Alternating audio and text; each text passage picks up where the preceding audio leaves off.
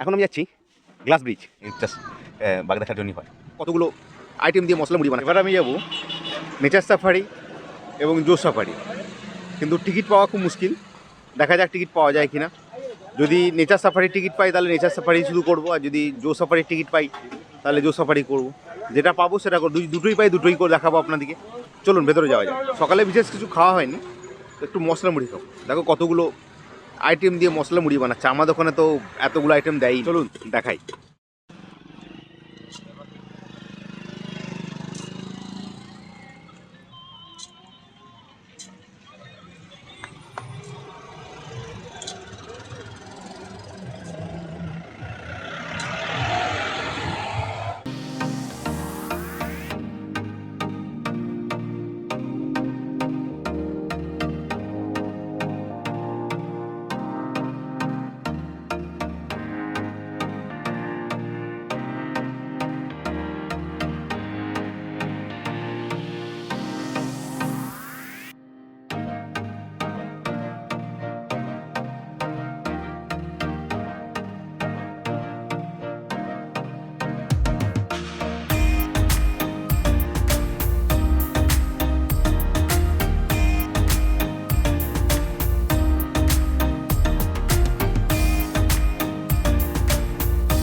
আমি এখন এসেছি নেচার সাফারির কাছে। চলুন এখানে নেচার সাফারিতে কী কী আছে দেখাই।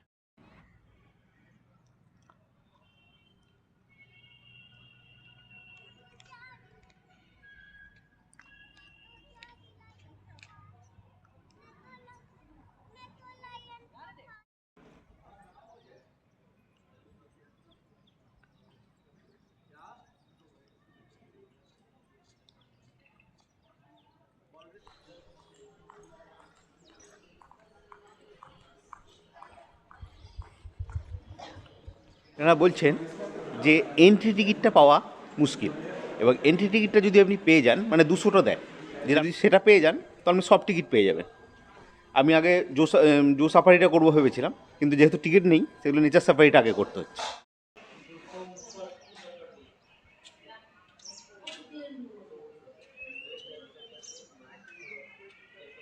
এই বাসে করেই আমাদেরকে নিয়ে যাওয়া হবে নেচার সাফারির উদ্দেশ্যে। চলুন যাওয়া যাক।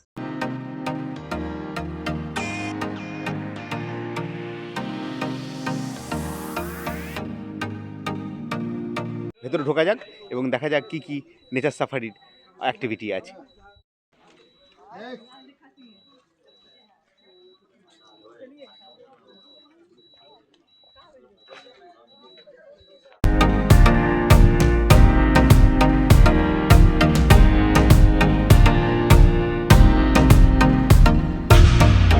এখনো পর্যন্ত আমার টিকিট ফেয়ার পড়েছে 300 টাকা। এন্ট্রি ফি হচ্ছে আপনার 150 টাকা, আর নেচার সাফারির জন্য হচ্ছে আপনার 150 টাকা আলাদা। এছাড়া আপনার জো সাফারি আছে, যেটা এখনও জানি না কত রেট নেবে। ব্রিজের দিকে যাচ্ছি এবং দেখা যাক গ্লাস ব্রিজে, ওখানে গিয়ে আবার টিকিট কাটতে হয়নি। আমি এখন একটা গাছের ছাউনির মধ্যে দিয়ে সাসপেনশন ব্রিজের দিকে যাচ্ছি। চলুন দেখাই। কাঠের তৈরি একটা ব্রিজ,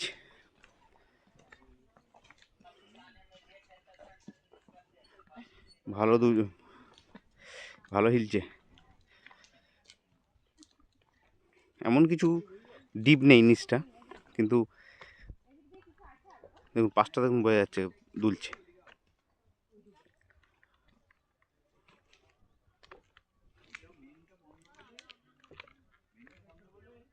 পুরো কাঠের।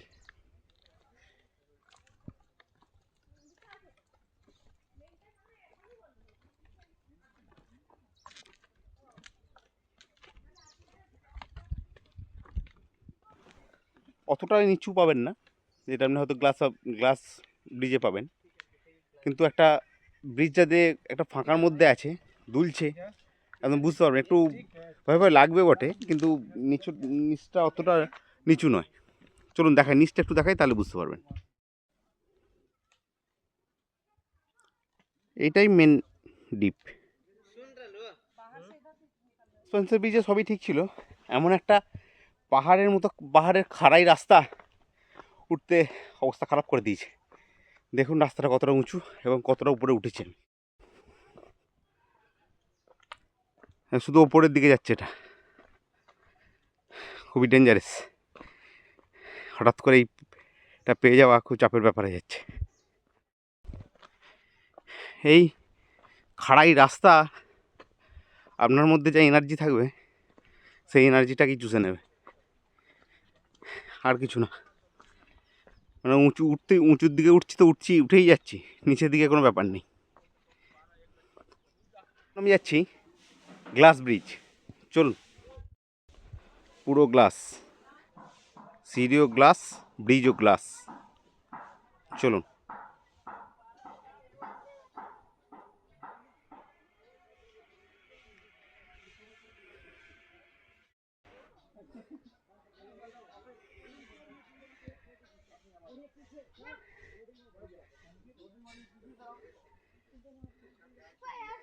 দারুণ একটা ফিলিংস হচ্ছে। দেখুन सस्पेंशन ब्रिज में मजा आएगा।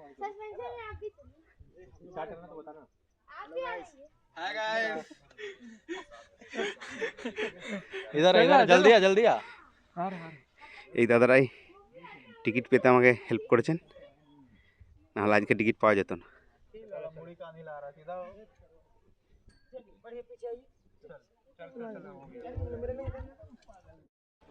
দেখুন নিচটা কত ডিপ। এইটা একটু ভয় ভয় লাগছে, অনেকটাই ডিপ।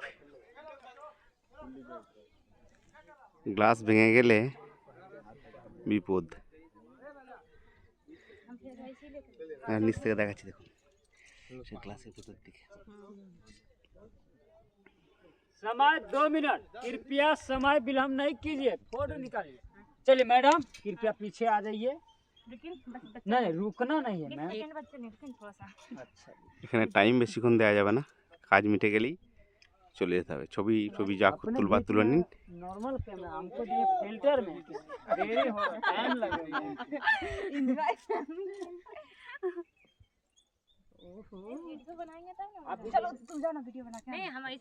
হয়ে গেল। জানাবেন কেমন লাগলো কমেন্ট করে, আর যদি ভালো লাগে লাইক শেয়ার সাবস্ক্রাইব করে দেবেন। চলুন এবার নেক্সট গন্তব্য উদ্দেশ্যে যাওয়া যাক।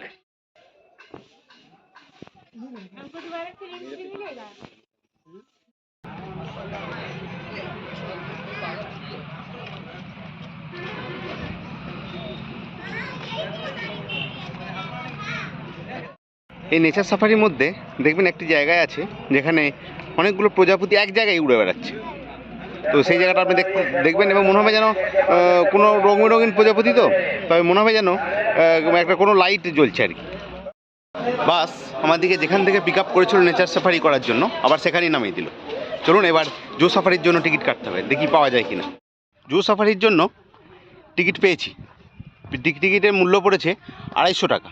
তাহলে আমার নেচার সাফারি এবং জু সাফারির জন্য টোটাল খরচা হলো 550 টাকা। এবার জু সাফারির দিকে যাচ্ছি। দেখুন একটা ছাউনির মধ্যে দিয়ে নিয়ে যাচ্ছে। ওই রাস্তাটা ছিল আলাদা, এই রাস্তাটা ছিল আলাদা। মানে নেচার সাফারিটা ছিল রাস্তাটা অন্য ওই দিকটা দিয়ে, মানে যদি সুযোগ পাই দেখাবো। আর এটা একদম আলাদা দিকে, মানে দুটো দুরকম সাইড। চলুন যাওয়া যায়।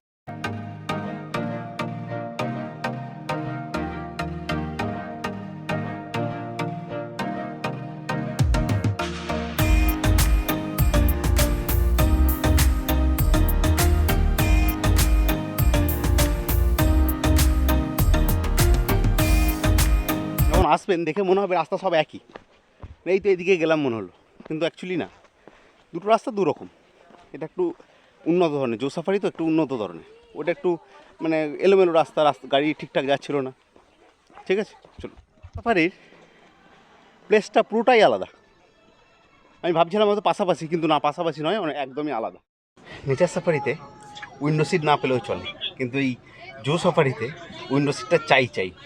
কিন্তু আমি বাঁ দিকে বসেছি, জানি না কোন দিকে দেখতে পাবো। দেখা যাক, কপাল যদি ভালো হয় আমার দিকে সব পড়বে। অনেকক্ষণ পর একটা হরিণ দেখতে পেয়েছি, কতগুলো দেখাচ্ছে। দেখুন বাসের মধ্যে হইচই শুরু হয়ে গেছে। ওই দেখুন, দেখতে পাচ্ছেন?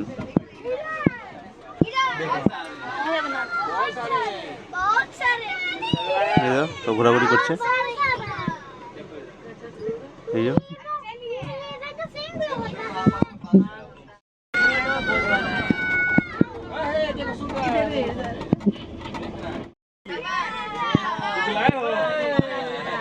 এই হরিণ দাঁড়িয়ে আছে, বেশ ভালো মজা, বাচ্চাদের জন্য তো আরও ভালো। এখন আমরা পৌঁছালাম বিয়ার সাফারিতে, চলুন। এই যে বাস,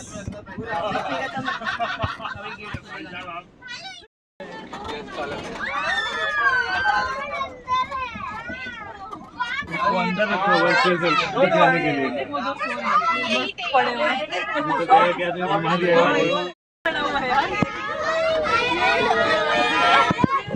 ভাল্লুক দেখার জন্য উৎসুক জনগণ।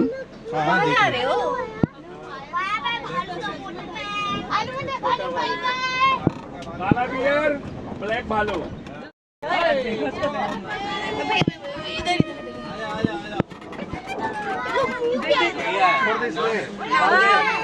भालू भालू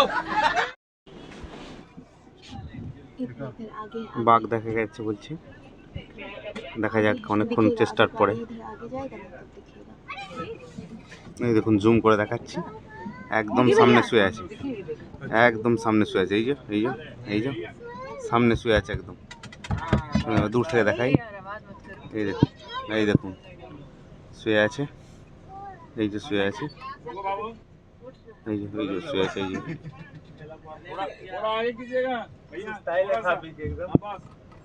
এই দেখুন শুয়ে আছে,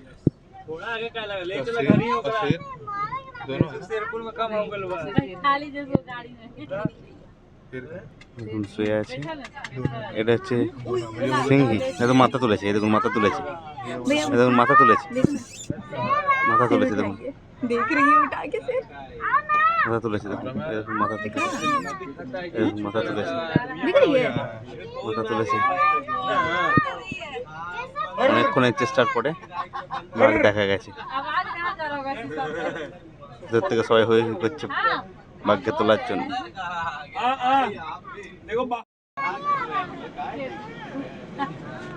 बीच में एक पेड़ नहीं रहता ना, और देख रही, उठ उठ उठ उठ, नहीं लगेगा।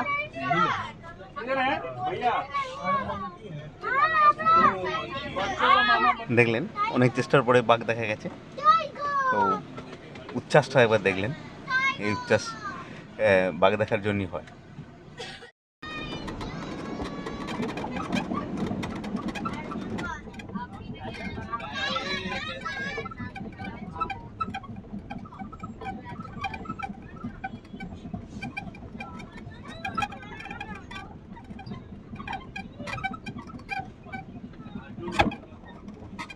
देखो यहाँ देखो, ये देखो, ये बच्चा लाइका है, छुटका है, डुबुआ।